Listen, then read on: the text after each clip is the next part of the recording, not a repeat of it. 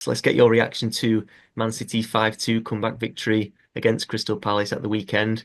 I think it was looking pretty grim, wasn't it, in the first opening 25 minutes for City when they were trailing 2-0. But I think after Eberechi Eze had that second goal disallowed, the game seemed to swing in City's favour, and City restored parity before the break and then scored three more goals in the second half to sort of overwhelm the Eagles and claim three valuable points. You were at the Etihad for this one, weren't you, Stephen? Yeah, What are the main things you sort of taken away from the result and that performance from Man City? yeah. I was very lucky enough to have pretty special seats like behind the bench, so I saw both dugouts very clearly. And it was as bad a start as you could ask for, really. And look, I'm going to be honest. If that is a goal is allowed, and he's only an inch or two offside there, if that happens, there's no way City win this comfortably. A real sliding doors moment. But you can only play the cards you've been dealt, and City, fortunate to not go 3-0 behind.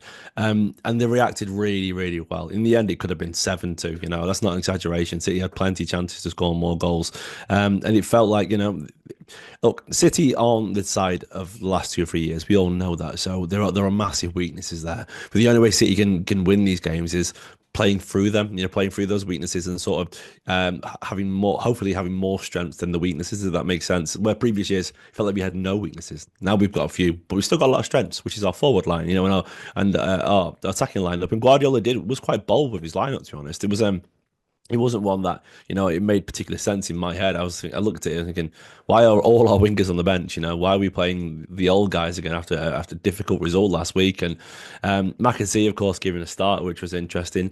De Bruyne, it could be his last ever, goal at Etihad, which he got. One of his final ever games there, got the start. Nico Gonzalez back in the side was good, and O'Reilly carried on as well. So it was a slightly interesting side, and it was a terrible start. City had a chance or two early on, but it was just far too easy. The quality of the goal for Palace, the first one in particular, it's just a couple of passes, then just a pass in behind, and then about two or three were lining up to tap it in the end. And Eze obviously got the final touch, but too easy. And then the set piece as well, just hit it central to the big guy, and he rose above Diaz and Ederson, and it was sloppy. And I could see Pep very close up, and he looked a bit lost, if I'm being totally honest. Just sheer frustration and no real answer. And sometimes when you're down in the dumps, you need brilliance. You need someone to pick you up and put them on the shoulders, and there's no one better than that in the past 10 years than Kevin De Bruyne for City. And the game turned on his will really, and yeah, a phenomenal comeback. And I'll just summarise very quickly. Yeah, great attacking football then from City. Loads of threat. It wasn't just like we were a little bit fortunate with the goals. They were just really good moves. McAtee in particular, great across the line run to the cross, which led to Marmoush's equaliser. Great response in the second half, and then goals for the academy lads in McAtee and O'Reilly after Kovacic put us ahead. In the end, it was a really fun game of football, but it was not without its flaws and not without its weaknesses. Yeah, and as you mentioned there, it was a special day for Kevin De Bruyne. It was his first game back at the Etihad since announcing that he's going to leave at the end of the season. Got goal and assist, of course. Could have had a couple more assists on another day. Yeah, how pleased were you that he produced that sort of performance, especially at the Etihad as well? Kev's the king, he's my favourite ever footballer, to put it simply, and it felt like a real honour, and I think there's a sense of that around the stadium as well to witness, that was his best performance in months, probably since the start of the season where he looked in decent shape and, playing without pain, and it was hard to witness as a City fan. I know you're a City fan too. It's hard to witness a great, do that when you decided to let him go. A small part of you wants it to feel justified, like the previous game against United where he looked off the pace. You're like, oh, well, at least I understand why he's going. But when you see him be that good and still that dominant, and it felt like his passing was back as well. The crosses to the back post when Marmoush missed the Yeah, sort.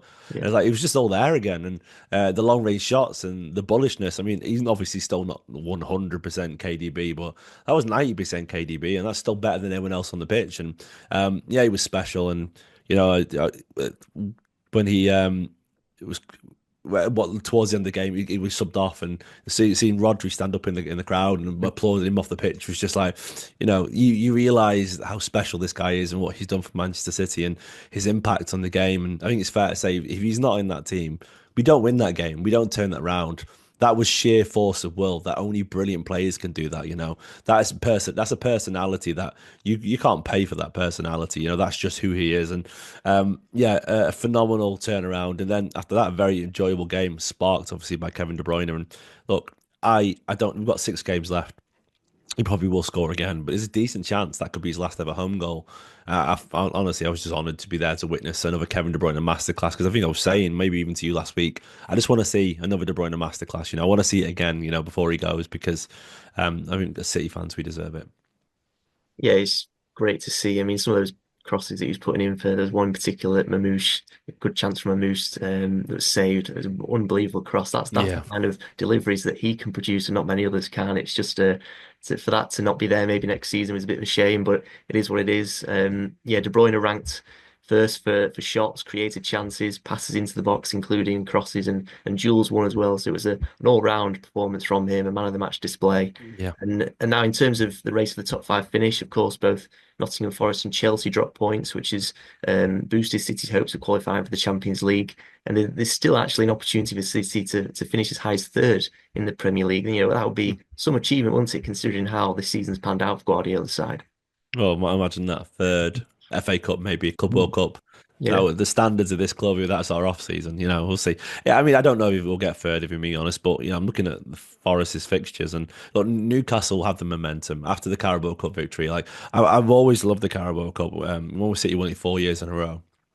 I'm a firm believer, success breeds success. It's addictive winning, and so it doesn't surprise me that they're back at their best, Newcastle, after winning that trophy. Because I mean, the club needed that, the city needed that, and they'll use that momentum to get Champions League football. I'm almost certain because they've got nothing to fear now. They've got the monkey off the back. They've been waiting an awful long time for that. The whole city's alive. The team's full of confidence. Yeah, they'll get Champions League football. And it's Forest. They'll be nervous because it's uncharted territory for this generation. Of course, Forest have a wonderful European history, but not for any reasonable amount of time. This is very much uncharted territory for them. So I'm looking at their fixtures. Spurs away. I mean, usually that'd be tricky, but you never know what you're going to get with Spurs. And then Brentford at home, but then Palace away. The Palace are a good side. They've got Chelsea in the last day of the season. Leicester, of course, that seems like a banker at home. West Ham away.